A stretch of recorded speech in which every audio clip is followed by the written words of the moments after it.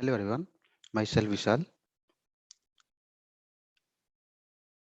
Today I am going to start a new chapter that is light, reflection and refraction for class 10th.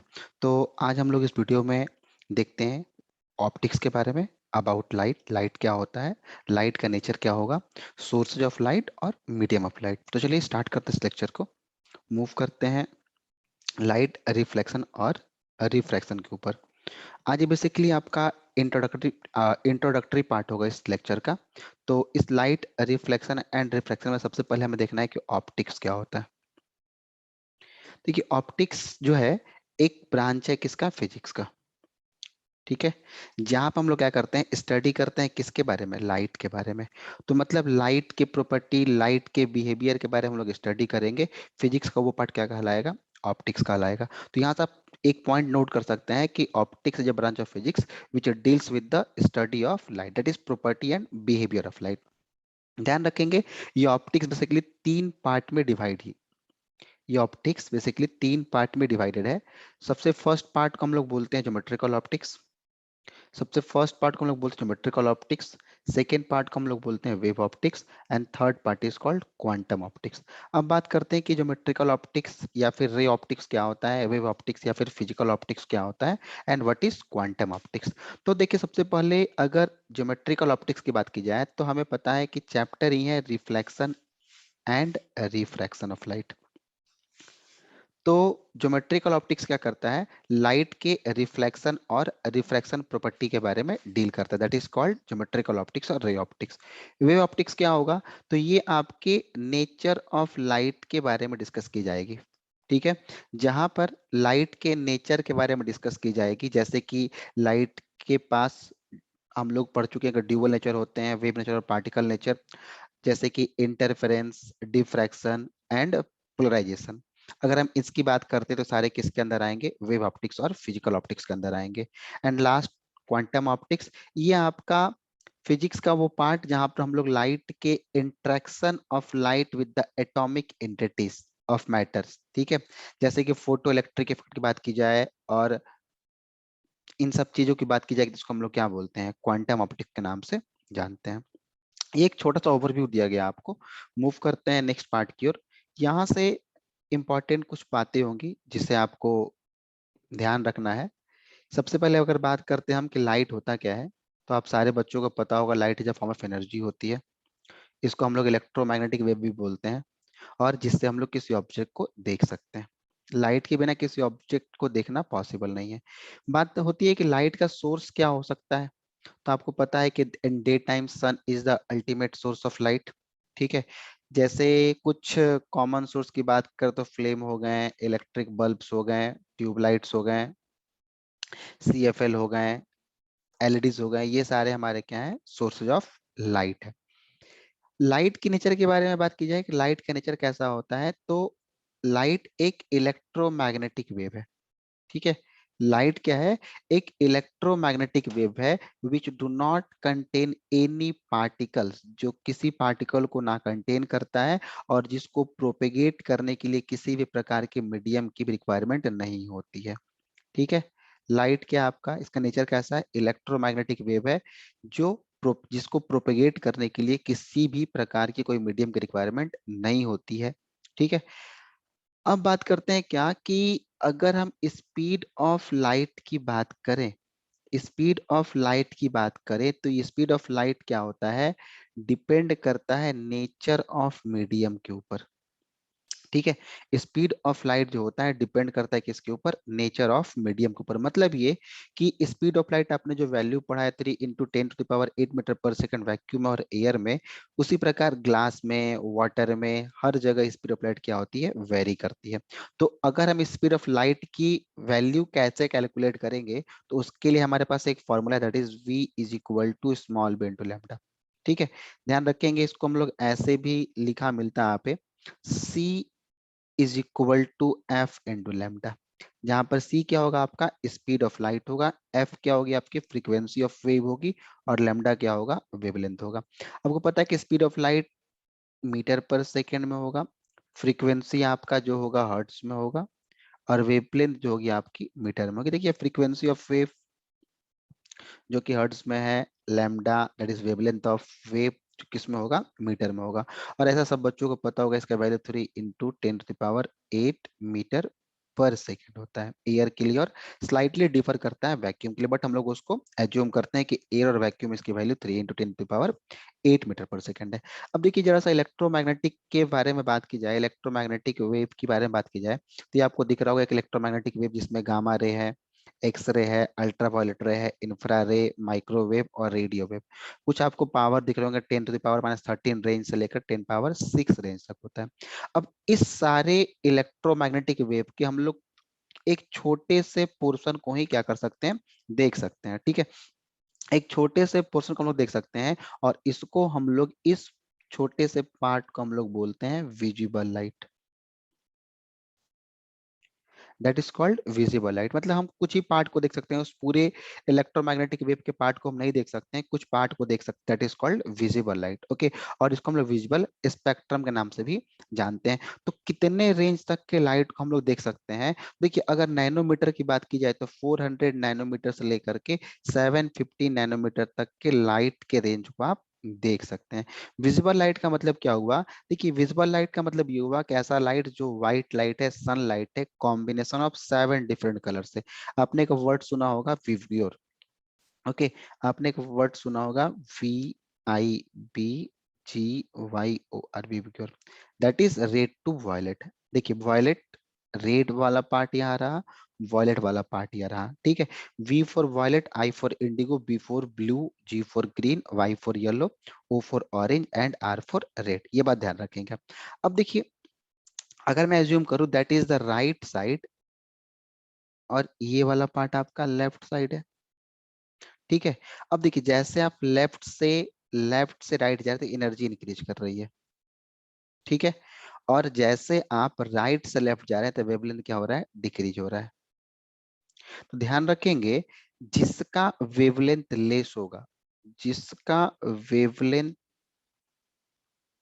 Less होगा उसकी frequency high होगी, उसकी frequency high होगी, और उसके पास high energy भी होगा। ठीक है, जिसकी वेवलेंथ लेस होगी उसका फ्रीक्वेंसी क्या होगा, हाई होगा, और उसके पास एनर्जी भी क्या होगी, हाई होगी। तो आपने देखा यहाँ से C is equal to F into lambda, और एक ये भी फॉर्मूला है V is equal to V into lambda. तो यहाँ से आप फ्रीक्वेंसी और वेवलेंथ के फॉर्मूले को भी ड्राइव कर सकते हैं इजीली। ध्यान देंगे नैनोमीटर के फॉर्म में है, अगर मैं इसके मीटर के फॉर्म में बात करूं तो कितना मीटर तक के आप लाइट के रेंज को देख सकते हैं, दैट इज 4 × 10⁻⁻7 मीटर से लेकर के आप देख सकते हैं 7 × 10⁻⁻7 मीटर तक के लाइट के रेंज को आप देख सकते हैं। ठीक है, अब कुछ और इम्पोर्टेंट बात करते हैं कि इन वैक्यूम और फ्री स्पेस, आपको पता है कि वैक्यूम और फ्री स्पेस में स्पीड ऑफ लाइट कितनी होती है, 3 × 10⁸ मीटर पर सेकेंड होती है।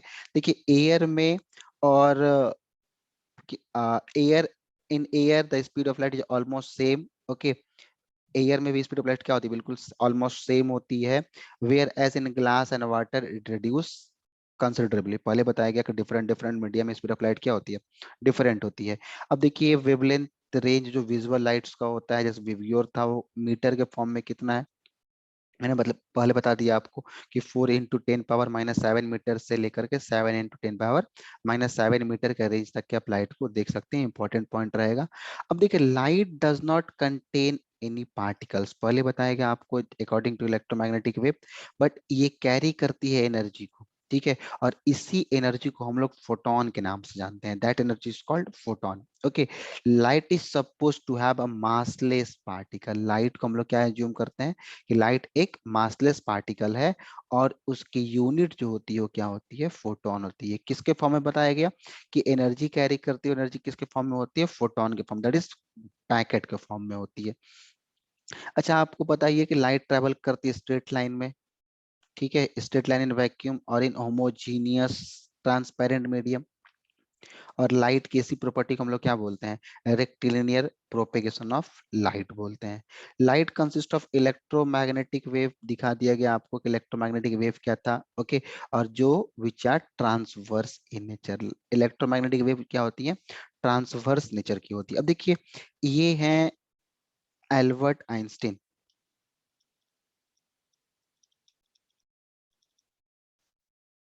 ओके। एल्बर्ट आइंस्टीन, इन्होंने क्या किया, नोबेल प्राइज विजेता है ये, नोबेल प्राइज मिला था इनको। कब मिला था, तो इनको नोबेल प्राइज मिला था 1921, ओके।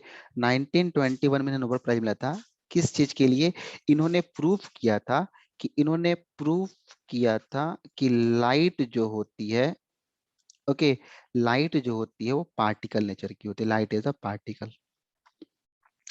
लाइट के पास ड्यूअल नेचर होते हैं, wave nature and particle nature. तो एल्बर्ट आइंस्टीन ने 1920 में 1921 में इस बात को प्रूव कर दिया कि लाइट इज अ पार्टिकल, और इसके लिए इन्हें नोबेल प्राइज भी दिया गया था। अब देखिए बताया गया कि आपको लाइट के पास ड्यूअल नेचर होती है, उस ड्यूअल नेचर को हम लोग क्या बोलते हैं, वेव नेचर और पार्टिकल नेचर, वेव नेचर और पार्टिकल नेचर, या फिर उसको फोटोन नेचर भी बोलते हैं। ये क्या होता है, अब देखिए according to de Broglie explained, de Broglie ने क्या एक्सप्लेन किया कि लाइट ड्यूअल नेचर की होती है, ठीक है। ये ड्यूअल नेचर ऑफ लाइट को एक्सप्लेन किसने किया, डिब्रोगली ने एक्सप्लेन किया, और ने क्या बताया कि लाइट वेव नेचर और पार्टिकल नेचर को कैरी करती है, ठीक है। वेव नेचर और पार्टिकल नेचर को कैरी करती है, और according to wave nature, according to wave nature of light, light is a electromagnetic wave, और it is transverse in nature and propagate in vacuum as well.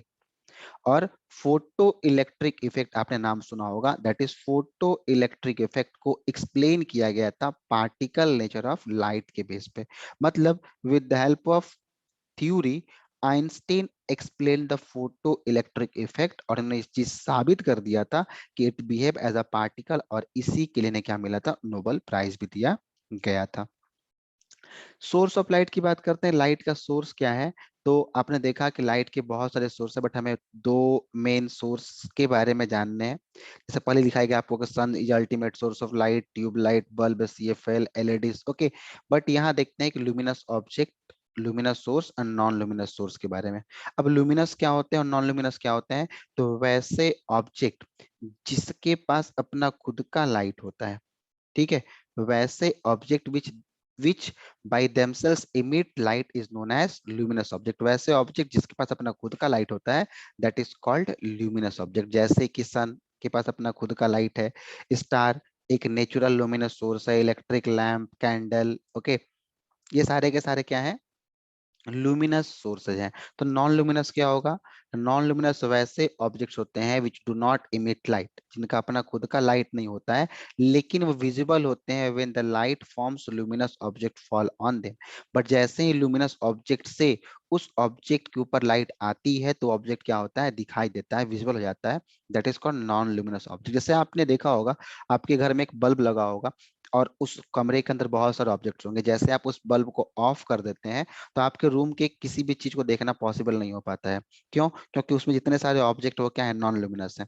अब जैसे आप light on करते हैं, सारी चीज क्या हो जाती है, विजुअल हो जाते हैं। तो आपका जो बल्ब था वो क्या था, लुमिनस ऑब्जेक्ट है, और उस लुमिनस ऑब्जेक्ट के चलते जितने भी ऑब्जेक्ट आपके रूम के अंदर थे जो नॉन लुमिनस थे, जैसे ही लुमिनस ऑब्जेक्ट से लाइट उस नॉन लुमिनस ऑब्जेक्ट पर फॉल करता है, तो वो लाइट के चलते ऑब्जेक्ट विजुअल होता है, और that is called non luminous source.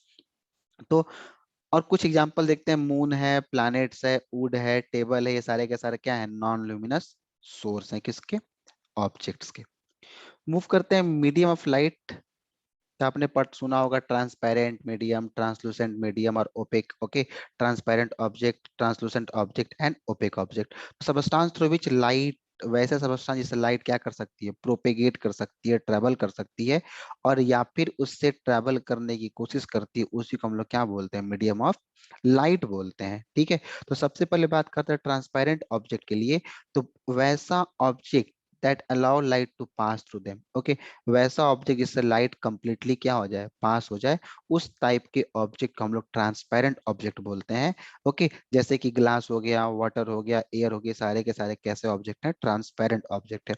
Translucent object किसको बोलते हैं? तो ट्रांसलूसेंट ऑब्जेक्ट वैसे ऑब्जेक्ट्स होते हैं that can transmit only a part of light, जिससे लाइट कंप्लीटली पास ना हो सके, लाइट का कुछ पार्ट क्या हो सकेगा, पास कर पाएगा, ट्रांसमिट कर पाएगा। That type of object is called translucent object, जैसे कि फ्रस्टेड और ground glass, grease paper, paraffin wax. Okay, ये सारे के सारे क्या हैं, ट्रांसलूसेंट ऑब्जेक्ट के एग्जांपल हैं। ओपेक ऑब्जेक्ट कैसे ऑब्जेक्ट्स होते हैं? तो bodies that do not allow light to pass through them, वैसे ऑब्जेक्ट से लाइट बिल्कुल पास नहीं हो सकती। ठीक है, वैसे ऑब्जेक्ट से बिल्कुल लाइट पास नहीं हो सकती, उसी को हम लोग क्या बोलते हैं, ओपेक बोलते हैं। जैसे कि चेयर हो गया, डेस्क हो गया, इन सारे चीजों से लाइट पास नहीं हो सकती। That object is called opaque object. चलिए कुछ और पॉइंट है, जैसे कि ray of light, beam of light क्या होते हैं? रे ऑफ लाइट का मतलब क्या होता है कि एक सिंगल रे होगी, the direction in which light travel. Okay, single एक ऐसा मैंने बना दिया light, that is called ray of light, और ये एरो पार्ट क्या करेगा, डायरेक्शन को इंडिकेट करेगा कि लाइट किधर की ओर ट्रेवल कर रही है। अब बात करते हैं बीम ऑफ लाइट। बीम मतलब उसी रे का क्या बनेगा, ग्रुप बनेगा, बंडल बनेगा। तो बंडल ऑफ लाइट रे is called beam of light. और ये बीम ऑफ लाइट तीन टाइप के होते हैं। सबसे पहला पैरेलल बीम ऑफ लाइट, ठीक है, सारे के सारे लाइट रे कैसे हो, पैरेलल हो, that is called parallel beam of light. और दूसरा डाइवर्जेंट बीम। डाइवर्जेंट बीम का मतलब क्या होता है कि लाइट की रे पर्टिकुलर एक सोर्स से निकल रही होगी और डिफरेंट डायरेक्शन में स्कैटर्ड हो जाएगी। ओके, एक पर्टिकुलर सोर्स से निकल रही होगी और डिफरेंट डायरेक्शन में स्कैटर्ड हो जाएगी, that is called divergent beam. और कन्वर्जेंट बीम का मतलब क्या होता है कि लाइट डिफरेंट डिफरेंट सोर्स से आ रही होगी, डिफरेंट डिफरेंट डायरेक्शन से आ रही होगी, बट वो क्या करेगी, एक पर्टिकुलर पॉइंट पे मीट करेगी। ओके, एक लाइट क्या करेगी, पर्टिकुलर पॉइंट पे मीट करेगी, that is called convergent beam of light. तो ध्यान रखेंगे, बीम ऑफ लाइट को तीन पार्ट में डिफाइन किया गया, parallel beam of light, divergent beam of light and convergent beam of light. Thank you. All about the first lecture of light. We will meet in the second lecture.